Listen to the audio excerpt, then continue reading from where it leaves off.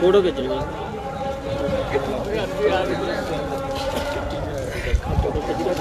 Start होने लगी एक दो मार दे शॉट मार दे मिनट मार दे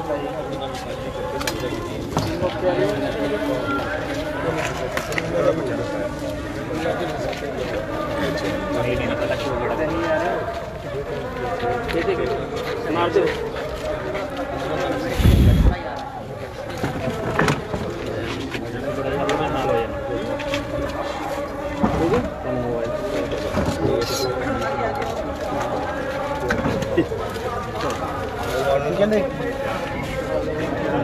जगजीत की कहना थोड़ा क्या है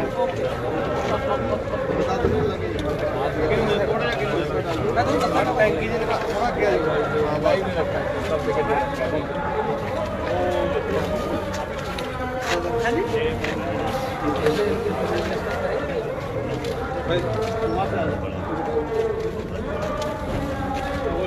राज भाई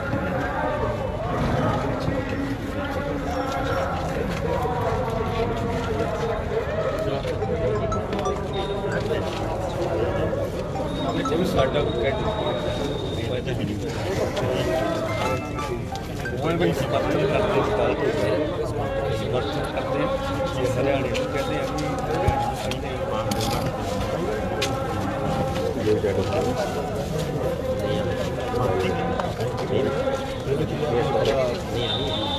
क्यों निपुण भाई वो जैसी भी थे are you sure confirm group में डाला हुआ है ग्रुप में डाला हुआ है किसने ये देखो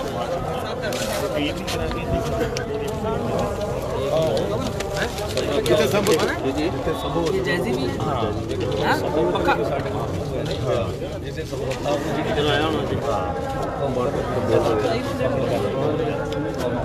निपुण भाई व्हाट्सएप चलो साथियों करिए शुरू बिल्कुल जी व्हाट्सएप चल रहा है कोई फोटो भेजिए चेक करो चल कर लो बताओ कौन है अच्छा साथियों आज जी कॉन्फ्रेंस प्रेस कॉन्फ्रेंस है पंजाबी च बोलिए कि हिंदी हिंदी हिंदी बाजी पहले हिंदी पंजाबी अभी सब जगह लाइव है सब जगह राजी हिंदी में पंजाबी का पंजाब का नहीं है पूरे इंडिया का आंदोलन है किसान का सबको हिंदी में करना चाहिए चल मैं पहले पंजाबी कर देना फिर अभी सब जगह नेशनल कर रहा है अभी पहले हिंदी का पहले पंजाबी करते फिर हिंदी भी बोल देना चलिए आपकी मर्जी आज ਦੀ ਪ੍ਰੈਸ ਕਾਨਫਰੰਸ ਦੇ ਵਿੱਚ हाँ निपुण भाई थी ਮੁੱਖ ਤੌਰ ਤੇ ਤੁਹਾਡੀ ਵੀ ਚਰਚਾ ਬਣੀ ਵੀ ਹੈ ਤੇ ਸਾਡੇ 'ਚ ਵੀ ਇੱਕ ਚਰਚਾ ਬਣੀ ਵੀ ਹੈ ਤੁਹਾਡੀ ਚਰਚਾ ਦੇ ਵਿੱਚ ਇਹ ਆਮ ਸਵਾਲ ਆਉਂਦਾ ਹੈ ਕਿ ਕੇਂਦਰ ਸਰਕਾਰ ਨੇ ਕਿਸਾਨ ਜਥੇਬੰਦੀਆਂ ਨੂੰ ਸੱਦਾ ਪੱਤਰ ਭੇਜਤਾ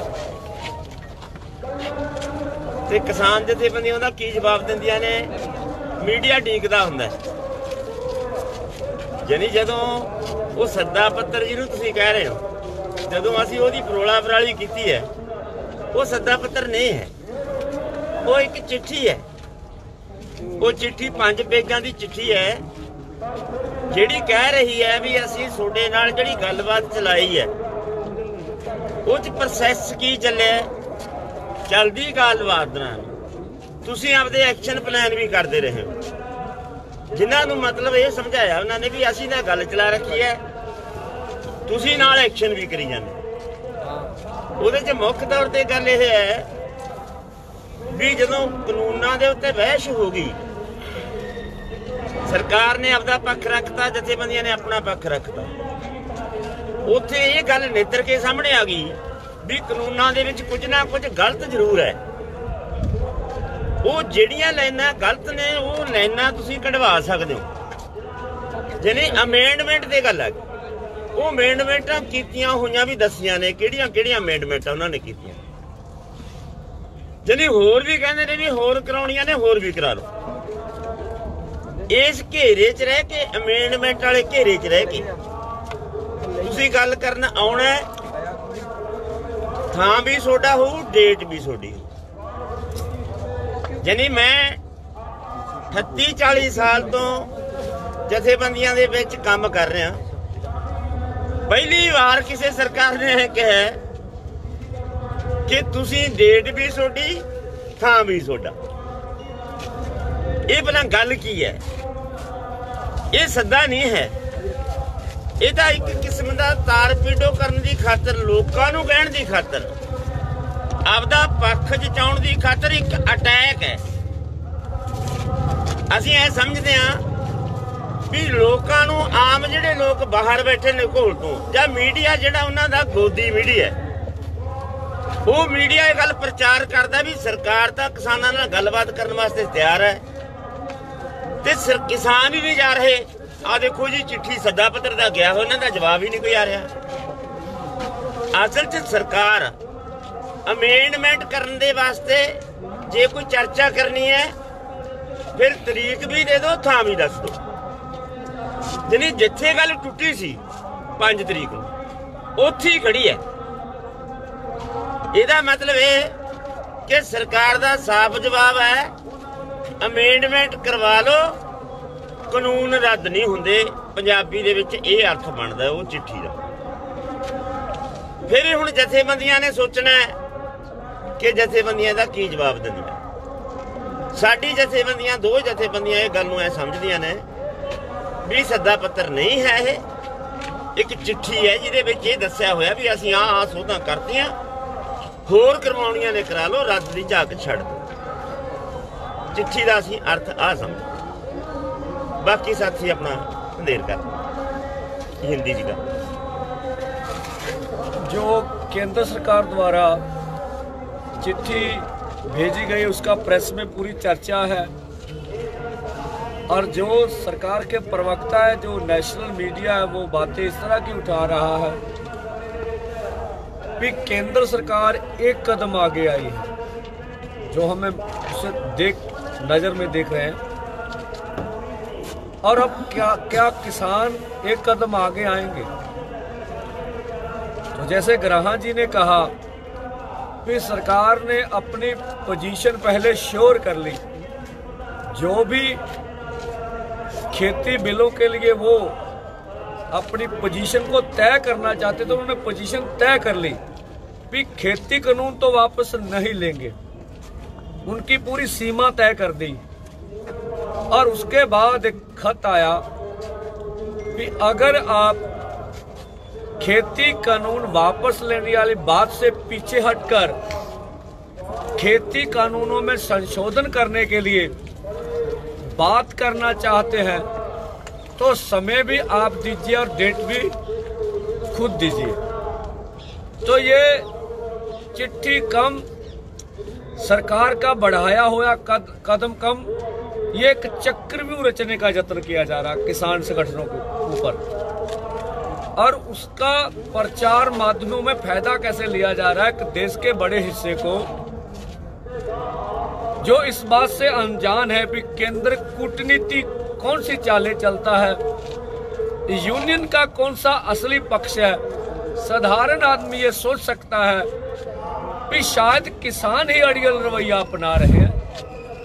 सरकार तो बहुत ज़्यादा संजीदा है, बहुत ज़्यादा गंभीर है इस बातचीत के लिए।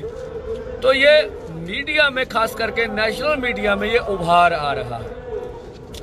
तो हम इसके बारे में यही कहना चाहते हैं कि बातचीत भी केंद्र सरकार जवाब दे देने हो या तो बाकी जथेबंदियां इकट्ठियां होके कह दिंदियां भी कानून रद्द करने तां गलबात करांगे, ਇਹਦਾ मतलब ਹੁਣ ਗੱਲਬਾਤ ਲਈ ਤੁਸੀਂ ਤਿਆਰ ਨਹੀਂ ਹੈਗੇ ਕੇਂਦਰ ਦੇ ਨਾਲ। ਇਹ ਮੌਕੇ ਦੇ ਜੋ ਹਾਲਾਤ ਨੇ, ਦੇਖੋ ਹੁਣ ਦੀ ਘੜੀ ਦੇ ਵਿੱਚ ਅਸੀਂ ਇਸ ਕਹਿਣ ਦੀ ਹਾਲਤ 'ਚ ਨਹੀਂ ਵੀ ਅਸੀਂ ਗੱਲਬਾਤ ਵਾਸਤੇ ਜਾਂਦੇ, ਕਿਉਂਕਿ ਸਾਡੀਆਂ 2 ਜਥੇਬੰਦੀਆਂ ਦੀ ਰਾਏ ਅਸੀਂ ਬਣੀ ਹੈ। ਅਸੀਂ ਅਜੇ ਇਹਨੂੰ ਇਹ ਨਹੀਂ ਕਹਿ ਸਕਦੇ ਤੁਹਾਡੇ ਸਾਹਮਣੇ ਵੀ ਅਸੀਂ ਮੀਟਿੰਗ 'ਚ ਨਾ ਜਾਣ ਦਾ ਫੈਸਲਾ ਕਰਾਂਗੇ। ਜੇ ਅਸੀਂ ਮੀਟਿੰਗ ਦੇ ਵਿੱਚ ਜਾਣਾ ਹੈ ਤਾਂ ਅਸੀਂ ਕੀ ਬਣਾਉਣਾ ਹੈ, ਇਹ ਅਸੀਂ ਸਾਂਝੀਆਂ ਜਥੇਬੰਦੀਆਂ ਨਾਲ ਕੰਸੈਂਸਸ ਬਣਾਵਾਂਗੇ। ਸਾਡਾ ਸਾਰਿਆਂ ਦਾ ਸੰਯੁਕਤ ਮੋਰਚੇ ਵਿੱਚ ਦੂਜੀਆਂ ਸਟੇਟਾਂ ਦੀਆਂ ਮੀਟਿੰਗਾਂ ਦਾ ਕੱਲ੍ਹ ਨੂੰ ਮੀਟਿੰਗ ਹੈ ਉਹਨਾਂ ਦੀ, ਉਹ ਜਥੇਬੰਦੀਆਂ 'ਚ ਉੱਧਰ ਮੀਟਿੰਗ ਕਰ ਰਹੀਆਂ ਨੇ।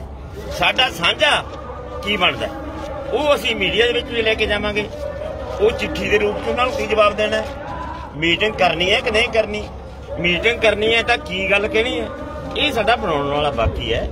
जो चिट्ठी के बारे साडा एनालिसिस है वो असीं तुहानूं दस्सिआ भी आ असीं समझदे हां चिट्ठी नूं। अगली जिहड़ी मीटिंग च जाण दा ना जाण दा फैसला अजे उन्हां नाल साझा कर। तेरे साहब जिवें तुसीं पहिलां तो 6 मीटिंगां च नहीं गए सीगे, ਇਹ ਤੁਹਾਡਾ ਇਹੀ ਮੰਗ ਸੀ ਤੁਹਾਡੀ ਕਿ ਜਦੋਂ ਤੱਕ ਦੇਸ਼ ਦੀਆਂ ਜਥੇਬੰਦੀਆਂ ਨੂੰ ਨਹੀਂ ਬੁਲਾਉਂਦੇ ਉਦੋਂ ਤੱਕ ਨਹੀਂ ਜਾਵਾਂਗੇ, ਹੁਣ ਵੀ ਤੁਹਾਡੀ ਇਹੀ ਮੰਗ ਰਹੂਗੀ? और देखो साड़ी अपनी जथेबंदी की पोजीशन रही आ, सारिया जथेबंदियां दी नहीं रही। जदों कोई चीज हले तो साडे कोल डेट भी मंग रहे, टाइम मंग रहे, मतलब उन्होंने सत्ता पत्र नहीं समझ सकते आपां, वो सानू उल्टा फसा रहे आ।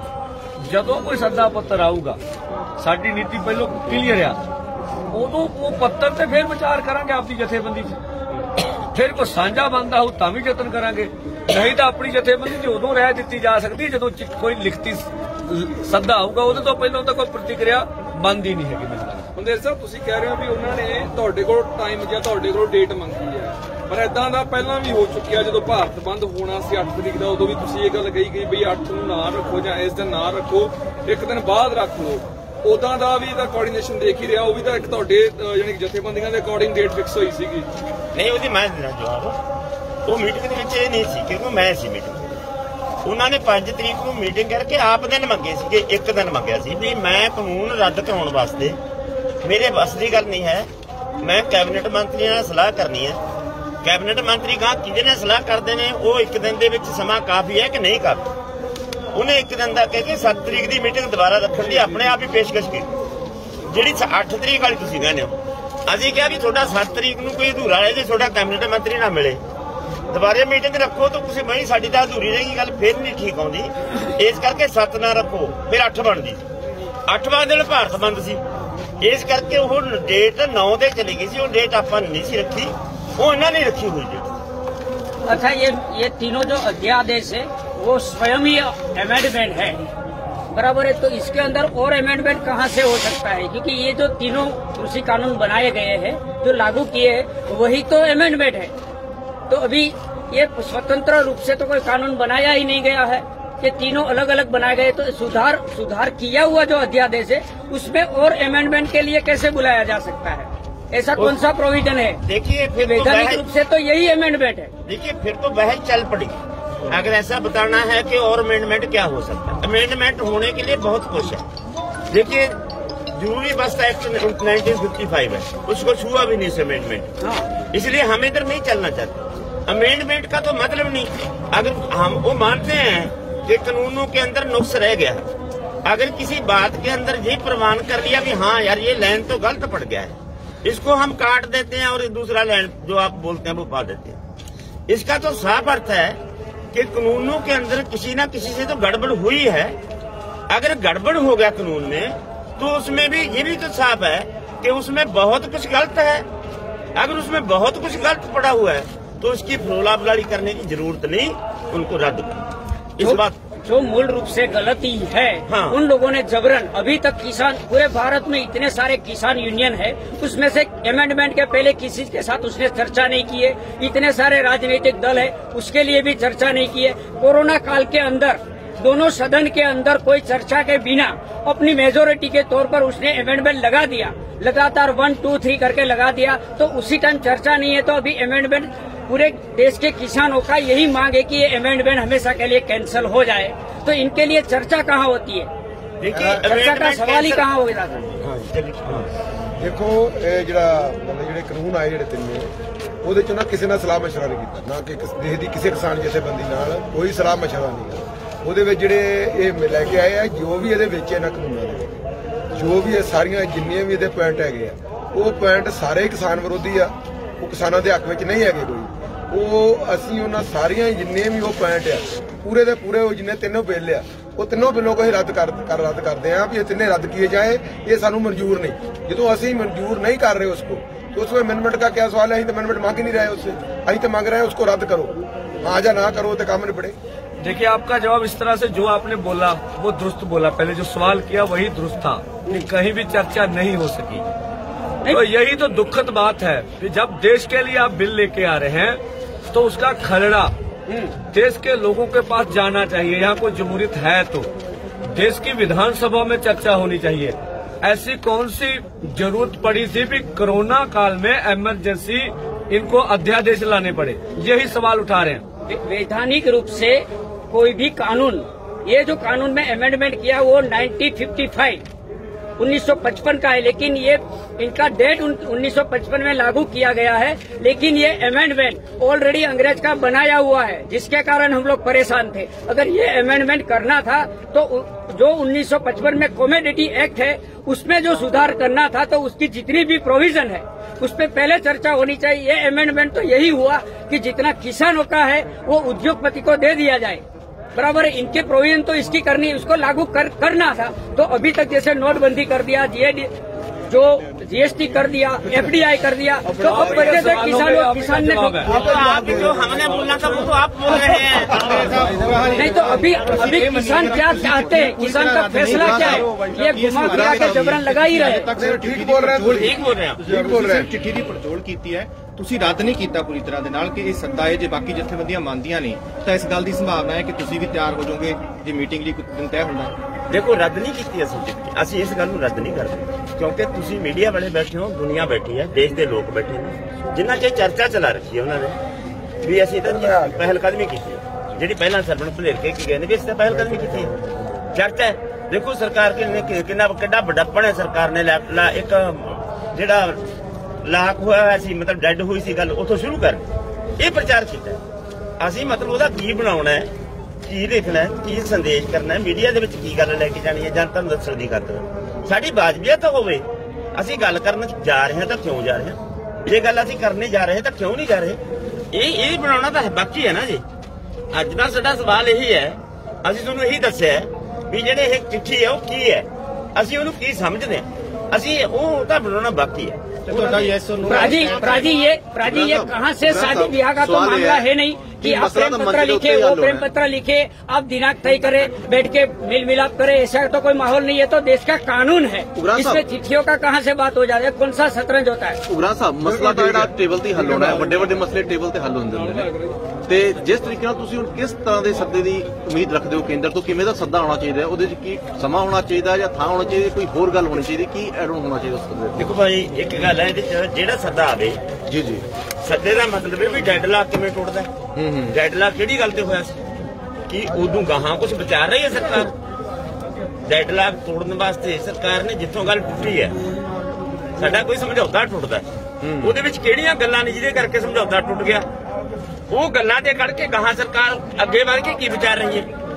ਕਾਨੂੰਨ ਰੱਦ ਕਰਨ ਵਾਸਤੇ ਕੀ ਪ੍ਰੋਵੀਜ਼ਨ ਹੈ, ਉਹਦੇ ਰੱਦ ਕਰਨਾ ਨੁਕਸਾਨ ਕੀ ਹੋ ਜਾਣਗੇ, ਜਾਂ ਉਹ ਰੱਦ ਕਰਨ ਦੇ ਸਮਾਂ ਕਿੰਨਾ ਲੱਗਦਾ ਹੈ, ਜਾਂ ਰੱਦ ਕਰਨ ਦਾ ਪ੍ਰੋਸੈਸ ਕੀ ਹੈ, ਜਾਂ ਕਾਨੂੰਨ ਰੱਦ ਹੋ ਸਕਦੇ ਨੇ ਕਿ ਨਹੀਂ ਹੋ ਸਕਦੇ, ਇਹ ਕਰਨ ਵਾਸਤੇ ਲੀਗਲ ਇਹਦਾ ਕੀ ਪ੍ਰੋਸੈਸ ਹੈ, ਉਹ ਗੱਲ ਤੇ ਚਰਚਾ ਹੋਣੀ ਚਾਹੀਦੀ ਹੈ। ਅਸੀਂ ਉਹੀ ਚਰਚਾ ਦੀ ਮੰਗ ਕਰ ਰਹੇ ਹਾਂ। ਕੀ ਕਿਸਾਨ ਜਥੇਬੰਦੀਆਂ ਤੁਸੀਂ ਵੀ ਇਹ ਮੰਗ ਰੱਖੋਗੇ ਹੁਣ ਕਿ ਅਸੀਂ ਗ੍ਰਹਿ ਮੰਤਰੀ ਨਾਲ ਬੈਠਕ ਕਰ ਲਈ, ਕੇਂਦਰੀ ਮੰਤਰੀ ਨਾਲ ਸਿੱਧੀ ਹੁਣ ਸਾਡੇ ਪ੍ਰਧਾਨ ਮੰਤਰੀ ਨਾਲ ਬੈਠਕ ਕਰਵਾਓ? ਦੇਖੋ ਅਸੀਂ ਪ੍ਰਧਾਨ ਮੰਤਰੀ ਇੱਕ ਅਥਾਰਟੀ ਹੈ ਜਿਹਦੇ ਕੋਲੇ ਸਾਰੀ ਇਹ ਪਾਵਰ ਹੈ। ਅਸੀਂ ਕਹਿੰਦੇ ਵੀ ਜਿਹੜਾ ਬੰਦਾ ਵੀ ਸਾਡੇ ਨਾਲ ਗੱਲਬਾਤ 'ਚ ਬਹਿੰਦਾ ਉਹਦੇ ਕੋਲੇ ਪੀਐਮ ਦੀ ਪਾਵਰ ਹੋਵੇ, ਉਹਦੇ ਕੋਲੇ ਪਾਵਰ ਅਥਾਰਟੀ ਲੈ ਕੇ ਭੇਜੇ ਉਹ ਫੈਸਲਾ ਕੋਣ ਤਾਕਤ ਹੋਵੇ, ਸਾਡੇ ਸਾਹਮਣੇ ਬੈਠਣ ਵਾਲੀ ਪਾਵਰ ਹੈ ਜਿਹੜੀ, ਉਹ ਫੈਸਲਾ ਕੋਣ ਹੋਵੇ। ਇੱਕ ਵਾਰੀ ਕਈ ਵਾਰੀ ਐ ਖੇਤੀਬਾੜੀ ਮੰਤਰੀ ਬੈਠੇ ਹੁੰਦੇ ਨੇ, ਉਹ ਸਾਡੀ ਗੱਲ ਦਾ ਜਵਾਬ ਨਹੀਂ ਦੇ ਸਕਦੇ ਕਨਵੈਂਸ ਹੋਣ ਤੋਂ ਬਾਅਦ, ਉਹ ਇਹ ਤਾਕਤ ਲੈ ਕੇ ਬੈਠਣ, ਇਹ ਅਰਥ ਬਣਦਾ ਇਹਦਾ, ਇਹ ਅਸੀਂ ਰੱਖੀਏ। ਫਿਰ ਹਾਲੇ ਤੱਕ ਤੁਹਾਡੇ ਮੂਹਰੇ ਜਿਹੜੇ ਵੀ ਬੰਦੇ ਬੈਠੇ ਨੇ ਉਹ ਫੈਸਲਾ ਕੋਣ ਨਹੀਂ ਬੈਠੇ ਕਹਿ ਸਕਦੇ ਅਸੀਂ। अच्छा प्राजी ये जो तीनों अध्यादेश आए हुए हैं, चिट्ठी पर अपनी राय रख दी है कि चिट्ठी का जो मजमून आया है उस पर आपकी क्या राय है, लेकिन जो आगे की जो प्रक्रिया है, जाना है या नहीं जाना, वो आप दोनों जत्थेबंदियां निर्णय लोगे या संयुक्त रूप से इस जत्थेबंदियों पर इसका निर्णय होगा? देखिए, हमने लगभग अपनी पोजीशन को बता दिया। इसके बाद होता हर जत्थेबंदी का, दोनों जत्थेबंदियों का ये पॉइंट ऑफ व्यू, हम चिट्ठी को ये समझते हैं लगभग रद्द करने वाली पोजीशन ही है, पर फिर भी अगर हमारे सभी के मिलकर और कंसेंसस भी बनते हैं तो वो रास्ता हमने बंद नहीं किया है। इसका कहने का तो ये तात्पर्य है।